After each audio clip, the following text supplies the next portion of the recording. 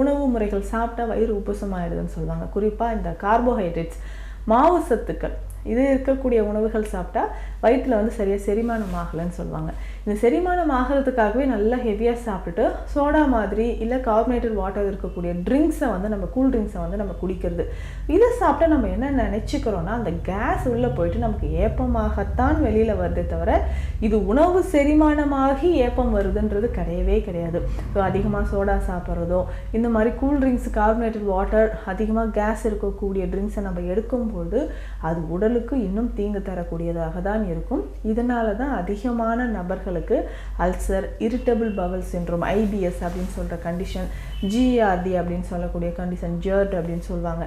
இது வந்து அந்த ஈசோஃபேகஸ் நம்மளுடைய வயிறு சேரக்கூடிய இடத்துல புண்கள் வந்து உருவாகுது. அந்த இடத்துல வந்து புண்கள் வந்து லேசாக உருவாகுது. ஸோ இந்த மாதிரியான கண்டிஷனும் நமக்கு ஏற்படுது.